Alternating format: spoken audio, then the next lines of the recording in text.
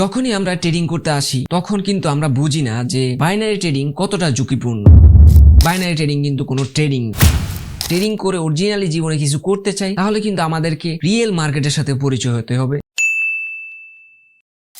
হে আসসালামু আলাইকুম এভরিওয়ান। তো আশা করি আপনারা সবাই ভালো আছেন। তো আজকে আমি জানাবো ট্রেডিং জগতে কিভাবে আপনারা সঠিক এবং ভুল পথগুলো চিনবেন এবং আমি আপনাদেরকে হাতে হাত রেখে চিনাবো ইনশাআল্লাহ। তো প্রথমত ট্রেডিং বলতে আমরা কি বুঝি? আমরা যেটা সচরাচর দেখি সেটা হলো বাইনারি ট্রেডিং, যেটা একজন নতুন ট্রেডারের জন্য মোস্ট একটা ডেঞ্জারাস ওয়ে। কি জন্য আমি ডেঞ্জারাস বললাম এই জায়গায়? যখনই আমরা ট্রেডিং করতে আসি তখন কিন্তু আমরা বুঝি না যে বাইনারি ট্রেডিং কতটা ঝুঁকিপূর্ণ। তো এখন অনেকেই বলবে যে ভাই আমরা বাইনারি ট্রেডিং করব না তো কি করব? তাহলে এই যে আমরা ট্রেডিং নিয়ে এত স্বপ্ন, এত ড্রিম, আমরা ট্রেডিং করে এত কিছু করব, এত স্বপ্ন দেখলাম, তাহলে এগুলো কি হবে? আসলে কি আমাদের এই স্বপ্ন কি পূরণ হবে না? ইনশাআল্লাহ ভাই অবশ্যই হবে, ওয়েট করেন, জাস্ট ওয়েট। যেহেতু আমি আইসা পড়ছি ইনশাআল্লাহ ইউটিউবে, এটা আমার ফার্স্ট ভিডিও, তো স্টেপ বাই স্টেপ আমার নিজের এক্সপিরিয়েন্স থেকে আমি আপনাদেরকে সকল কিছু শেয়ার করে আপনাদের এক্সপিরিয়েন্স কিভাবে বাড়ানো লাগে ওইটা আমি দেখবো। তো অবশ্যই আপনারা আমাকে যথেষ্ট পরিমাণ সাপোর্ট করবেন যেন আমি আগাইতে পারি এবং আপনাদেরকে সুন্দর সুন্দর ইনফরমেশন, ট্রেডিং জগতের যত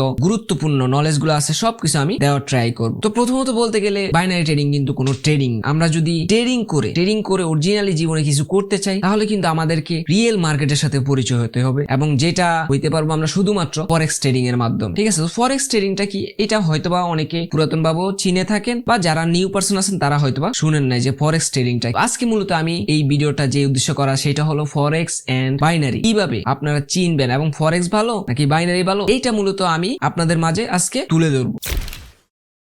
তো প্রথম অবস্থায় যেটা নিয়ে আমি কথা বলবো, কেন আসলে বাইনারি ট্রেডিং এবং ফরেক্স ট্রেডিং এর ভিতরে পার্থক্য আছে। তো প্রথম যে বিষয়টা নিয়ে আমি আলোচনা করব সেটা হলো রিস্ক টু রেশিও। ঠিক আছে? আচ্ছা, তো রিস্ক টু রেশিও যদি আমরা এখানে দেখতে যাই, তো আমরা যেহেতু কম্পিউটার স্ক্রিনে চলে আসছি, তো আমরা এখানে একটু রিস্ক টু রেশিওর বিষয়টা দেখব। তো প্রথমত এখানে দেখা যায় কি, বাইনারি ট্রেডিং দিয়ে আমি দেখাই। বাইনারি ট্রেডিং এ কিন্তু আমরা সচরাচর 1 মিনিটের ক্যান্ডেলে ট্রেড করি। ঠিক আছে? 1 মিনিটের ক্যান্ডেলে আমরা এখানে কত দিলাম, যে এখানে 1 মিনিট দিলাম। আচ্ছা, এখানে 1 মিনিট দেওয়ার পরে এখানে আমরা যেটা দিলাম বাস, আমাদের 1 মিনিটের ট্রেড করার জন্য প্রস্তুত। এখন আমরা ট্রেড করলে, যেমন আমি এখানে আপের জন্য একটা দিলাম, এখানে আমি আপের জন্য দেওয়ার পরে এখানে দেখা যায় কি, এখানে হবে আমার যে এটা যদি প্রফিট হয় তাহলে আমার $1 প্রফিট হবে। ঠিক আছে? আর লস গেলে কিন্তু আমার এই পুরো $1 লস যাবে। তার মানে এখানে আমার লস গেলে 100%, প্রফিট হলে বা 92% বা 93% যেটাই দিয়ে থাকে। তার মানে আমরা কিন্তু এখানে বুঝতে পারতেছি যে যদি আমরা এখানে একটা ট্রেড নেই, বাইনারি ট্রেডিং এ একটা ট্রেড নেই, তাহলে আমরা যদি $10 একটা ট্রেড নিলাম, আমাদের $10 ট্রেড নিলে যদি প্রফিট আসে তাহলে আমাদের $9.30 এরকম আসতে পারে। ঠিক আছে? তার মানে প্রায় $20। আচ্ছা, বুঝলাম যে আমরা যেটা ট্রেড নিব ওটা ডবল হবে। আর কিন্তু যদি আমাদের এই ট্রেডটা লস যায় তাহলে কি হবে? তাহলে দেখা যায় কি আমাদের এই পুরো $10 কিন্তু লস। তার মানে এখানে আপনারা বুঝতে পারতেছেন, আপনারা যদি বাইনারি ট্রেডিং এ $100 নিয়ে আসেন এবং $100 যারা নিউ পার্সন আছে তাদের $100 খালি হইতে আপনাদের 5 মিনিটও লাগে না। ঠিক আছে? এবং বাইনারি ট্রেডিং এর মোস্ট একটা ডার্ক সাইড হলো এটা, কারণ আপনাদের এখানে আপনি যেই অ্যামাউন্টের ট্রেড নেন না কেন সেটা পুরোটাই কিন্তু আপনি যখন লস যাবেন সেটা পুরোটাই কিন্তু আপনি লস মানে পুরোপুরি হারাইবেন, কিন্তু প্রফিট আসলে আপনার ডাবল। বাট বেশিরভাগ তো প্রফিট আসে না। প্রথমত একটা দুইটা প্রফিট আসবে, কিন্তু পরবর্তীতে দেখা যায় কি যে মানি ম্যানেজমেন্ট নাই, রিস্ক ম্যানেজমেন্ট নাই, কোনো মার্টিঙ্গেল ইউজ নাই, পুরোপুরি সে টোটালি লস। ঠিক আছে? তার মানে $10 দিয়ে যদি একটা ট্রেড করা হয় ওই $10 লস। কিন্তু আমরা যদি এটা দেখি ফরেক্স ট্রেডিং এর ক্ষেত্রে বা আপনাদের এই স্ক্যালপিং, ডে ট্রেডিং, এই ক্ষেত্রে প্রফিটটা হয় কিভাবে? তো আমরা প্রথমত এখানে যে চার্টটা আছে এই চার্টটা আমরা একটু অ্যানালাইসিস করলাম, প্লাস দেখলাম যে এখানে এরকম এখন আমরা একটা ট্রেড নিব। ঠিক আছে? তো ট্রেডটা নিব কিভাবে? আমরা যদি স্ক্যালপিং করি তাহলে দেখা যায় কি, একটু অ্যানালাইসিস করি তাহলে দেখা যায় এটা এখন আপে যাইতে পারে। ঠিক আছে? আমি ধরে নিলাম আপে যাইতে পারে, এই জন্য আমি আপের এই পর্যন্ত টার্গেট নিলাম। ঠিক আছে? ধরেন 1:2 বা আড়াই নিলাম। এই ক্ষেত্রে প্রফিটটা হয় কিভাবে? ফরেক্স এর ক্ষেত্রে কিন্তু আপনার প্রফিট হয়, এখানে আপনি যে প্রফিটটা করবেন এটা কিন্তু আপনার নির্ধারিত একটা প্রফিট থাকবে এবং যে লসটা করবেন সেটাও আপনার নির্ধারিত একটা লস থাকবে। এখানে কিন্তু লট অনুযায়ী আপনার ট্রেড গুলা প্রফিট এবং লস দিয়ে থাকে। ঠিক আছে? আপনি যেই লটে ট্রেড করবেন সেই লট অনুযায়ী আপনি প্রফিট এবং লস গুলো আপনি পাবেন। ধরেন আমার ওয়ালেটে কত $500 আছে। ঠিক আছে? আমি যদি ধরে নেই আমার ওয়ালেটে $500 আছে, তাহলে এখন আমি এখানে যদি একটা ট্রেড নেই আমার এই পুরো $500 কিন্তু ট্রেড হবে এখানে। ঠিক আছে? লট অনুযায়ী পুরো $500 ট্রেড হবে, কিন্তু এখানে যদি আমি 0.10 এর লটে নেই তাহলে এখানে কিন্তু আমার সেই অনুযায়ী প্রফিটটা হবে। ঠিক আছে? তো এই ক্ষেত্রে দেখা যায় কি, আপনি যদি $500 একটা ট্রেড নিলেন, আপনার এখানে যদি লস যায়, আনুমানিক আমি ধরে নেই যে লস গেল আপনার $10। ঠিক আছে? লস গেল $10, বাট প্রফিট কিন্তু আপনার $30। আপনি দেখেন এখানে বিষয়টা, কিন্তু আমরা বাইনারিতে দেখছি কি, যদি $10 একটা ট্রেড নেই তাহলে $10 লস, আর প্রফিট আসলে আরো $10, মোট $20। ঠিক আছে, তার মানে আমরা বাইনারিতে দেখলাম সেটা গেলে লস গেলে পুরোটা, লাভ আসলে সেটা ডাবল। বাট ফরেক্স এর মজাটাই এখানে। কেন আমি ফরেক্স ফার্স্টে আপনাদেরকে বলছি যে কেন ফরেক্স করবেন, বাইনারি করবেন না, সেটা এখন দেখেন। তো $500 থেকে আমি একটা ট্রেড নিলাম 0.10 লট। এই ক্ষেত্রে আমার দেখা গেল কি 1:3 রেশিও। তো এই ক্ষেত্রে দেখা যায় কি যে আমার যে লসটা যাবে সেটা যাবে $10 এবং প্রফিট $30। ঠিক আছে, তো এই ক্ষেত্রে দেখা যায় কি যদি আমি 3টা ট্রেডে যদি লস যায় এখান থেকে $30 লস,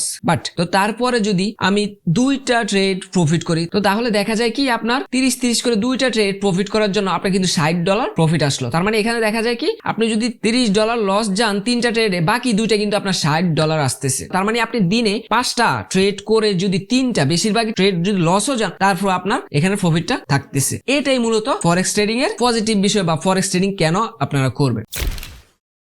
আচ্ছা, তারপরে বিষয় যেটা সেটা হলো মানি ম্যানেজমেন্ট। ঠিক আছে, তো মানি ম্যানেজমেন্ট বিষয়টা কি? মানি ম্যানেজমেন্ট বিষয়টা হলো বাইনারি ক্ষেত্রে যদি আমরা ধরি যেটাকে মার্টিঙ্গেল বলা হয়, আর ফরেক্সেরটা আমরা তো একটু আগে দেখলাম। তো আমি বাইনারিটা একটু আপনাদেরকে দেখাই। তো প্রথমত বাইনারি ট্রেডাররা কি করে, আর ডাউনের জন্য $1 একটা ট্রেড নিল, এটা লস গেল, লস যাওয়ার পরে এটা কিভাবে প্রফিট করা যায় দেখেন। তারপরে মানি ম্যানেজমেন্ট করার জন্য সে মার্টিঙ্গেল ইউজ করলো, সে প্রেডিক্ট করে এখানে মার্টিঙ্গেল ইউজ করে $2 এর জন্য আরেকটা ট্রেড দিল, বেশ হয়ে গেল। যদি এটা প্রফিট আসে তো প্রফিট, আর যদি এটা লস যায় এটাও লস। তার মানে এখন সে কি করবে, আপনার এখানে যেহেতু 2 আর 1 $3 লস, এখন সে অ্যামাউন্টটা বসাবে $4, কারণ গত ট্রেডে যেটা বসাইছে এবং সেটা ডাবল কিন্তু হবে।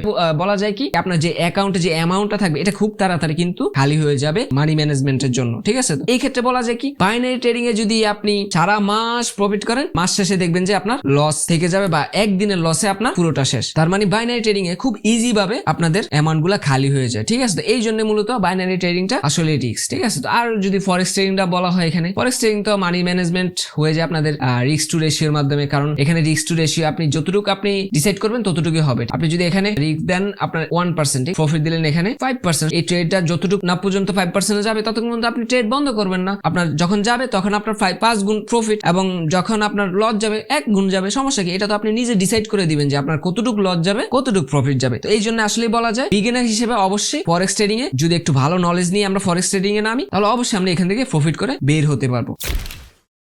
আচ্ছা, তো এইবার যেটার কথা বলবো সেটা হলো ইমোশন কন্ট্রোল। এবং ট্রেডিং জগতে ইমোশন কন্ট্রোল বিষয়টা সবচেয়ে গুরুত্বপূর্ণ, কারণ মানুষ হিসেবে মানুষের সাইকোলজি কিন্তু খুব গুরুত্বপূর্ণ একটা বিষয়, যেটা আসলে সবার এক হয় না, এবং ইমোশন কন্ট্রোলটা সবাই করতে পারে না। এবং এই ইমোশন কন্ট্রোল করতে গিয়েই আপনাদের ট্রেডিং এর লস বা প্রফিট তার উপরে নির্ভর করে। আর তো আমি যদি প্রথমত বাইনারি ট্রেডিং এর ইমোশন কন্ট্রোল বিষয়টা বলি, তাহলে এখানে দেখা যাবে কি আপনার যে টাইমিং এর একটা বিষয়। ঠিক আছে, আমি কিন্তু ফার্স্ট থেকে টাইমিং এর বিষয়গুলো বলতেছি। এখানে আপনাদের 1 মিনিটের টাইমিং। ঠিক আছে, ট্রেডিং বাইনারি ট্রেডিং কিন্তু একদম ছোট একটা টাইম ফ্রেমে হয়ে থাকে। আর তো এই ছোট টাইম ফ্রেমে আর কি ইমোশন কন্ট্রোল করা যায় না। আপনি যখন ট্রেড লস করবেন, ঠিক আছে, সাথে সাথে আপনার মনে হবে কি আমার তো ডলারটা চলে গেল, তো সাথে সাথে আরেকটা ট্রেড এখানে বসাই দিলেন। তো এই ক্ষেত্রে দেখা যায় কি আপনার ইমোশনটা কন্ট্রোলে থাকলো না। 2টা ট্রেড যখন লস করবেন তখন কিন্তু আপনার সাইকোলজি ঠিক থাকবে না। ঠিক আছে, তখনই আপনার এই ট্রেডিং এ এই বাইনারি ট্রেডিং এ লস করা শুরু, এবং আস্তে আস্তে দেখা যাবে কি আপনার আগামী 2, 3, 4, 5 মিনিটের ভিতরে অটোমেটিক অ্যাকাউন্ট খালি। কিন্তু ফরেক্সে এটা হয় না, কারণ ফরেক্সে আপনার যেই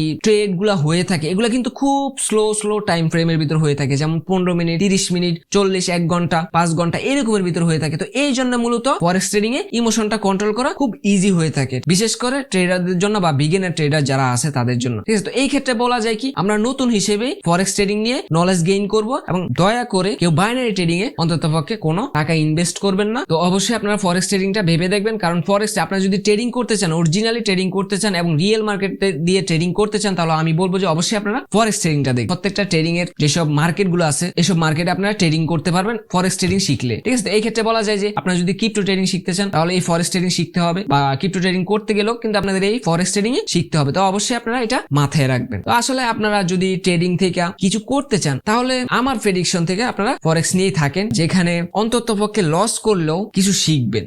তো আজকের মতো এই পর্যন্তই, আল্লাহ হাফেজ। তো ইনশাআল্লাহ দেখা হচ্ছে নেক্সট ভিডিওতে।